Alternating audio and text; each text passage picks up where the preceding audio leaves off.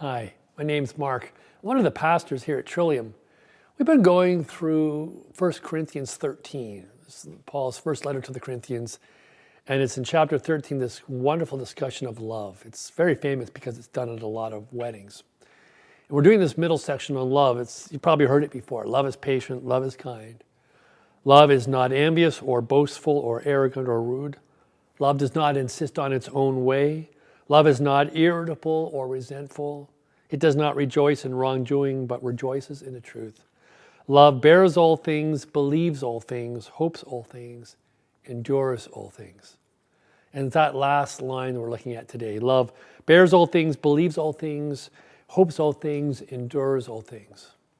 Last week we looked at the connection between truth and love. Love rejoices in the truth. And I was mentioning to you about that quote from A Few Good Men. You want the truth? You can't handle the truth. And we talked last week about how it is hard so often for us to handle the truth because it's often given to us in cruel or harsh ways. We rarely have had an experience of getting the truth from someone about ourselves in a very kind or gentle way. Most people who love us kind of shy away from sharing the truth with us. Stephen King says, only your enemies speak truth to you. Your friends and your lovers will lie endlessly caught up in the web of duty. And that seems so often to be in our relationships. You know, we have such a hard time sharing the truth or our truth in the moment with that person who we love so dearly because we don't want to make each other miserable. I mean, Jesus says the truth will set you free, but Harding says, yes, the truth will set you free, but first it'll make you miserable. And that is so true. You know, when you share truth, when you give someone some real honest feedback about something, they often don't take it well. And when we get feedback from people, we don't take it so well either. And how do we actually give and receive truth in love? As I was saying, so often we give and receive truth in harshness. Even those people who love us will try to hold it in until finally they can't take it anymore, and then it just kind of blurts out in a kind of nasty way. But we want to do it a different way, and we feel following Jesus teaches us how to speak truth in a different kind of way. And I came up with some suggestions about how we can speak truth in love to one another. And here's how it goes. Truth spoken in love has good timing. I mean, so often in life we want to speak our truth or truth is spoken to us and the timing's wrong. You know, we're rushing out the door to make a meeting or something's on our mind about how to pay a bill or someone we love is sick in the hospital and people want to share their truth of us with them in that moment. And it just doesn't work. It's just pressured and it's not fair. So when we're speaking our truth to someone, we need to keep track of the moment. The timing of it is so critical. Life is about timing. Truth spoken in love is spoken in a private setting. I remember as a kid, my dad reaming me out in front of all my friends more than once.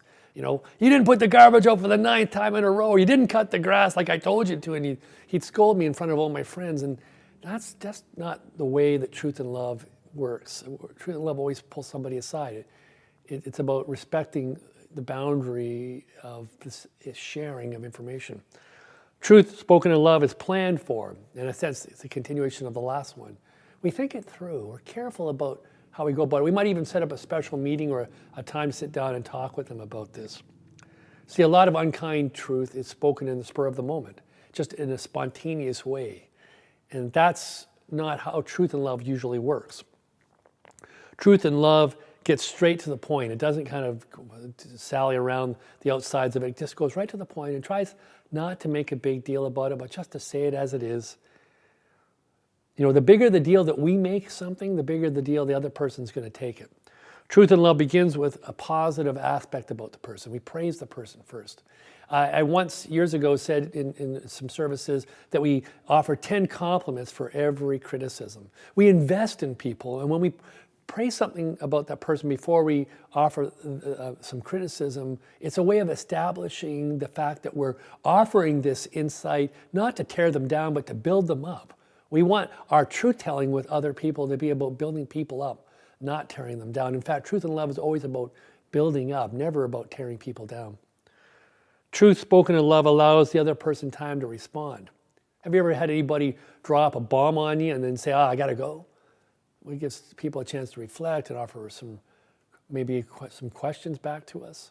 Truth and love doesn't allow the point to drag on too long. We don't want to make too big a deal about it. Just get it done, get it tidied up, and move on. Truth and love lets the person know that they can talk to us about it in the future. This is an ongoing relationship conversation. We're not abandoning them because we've noticed a flaw in them.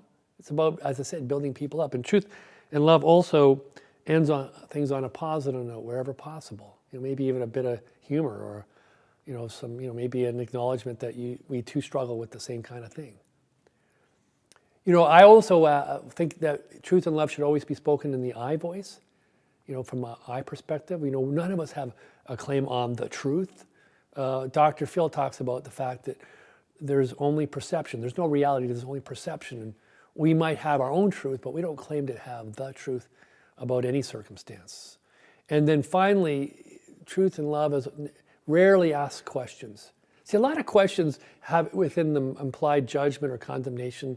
Like, how could you think something like that? Didn't you ever notice that about yourself? How could you keep going on doing this over and over again? There's judgment there. You know what? When you're in those tough places with someone, just refrain from asking questions. And I think if we follow those 11 steps, those 11 practices, we'll find that truth-telling becomes a lot easier in our relationships with each other. Because the key point of it all that Paul gets at, even below this practice of truth-telling, is that we need to have the confidence that love carries through right to the end. That there is no character flaw, no failing of trait, there's no situation, there's no circumstance that you're in that love cannot redeem. I mean, this is the love that raised Jesus from the dead. This is the love that fell upon those disciples like tongues of fire. This is the love that lies sleeping in us that wants to wake up. Boy, can it wake up powerfully when we begin to tell truth and love to one another.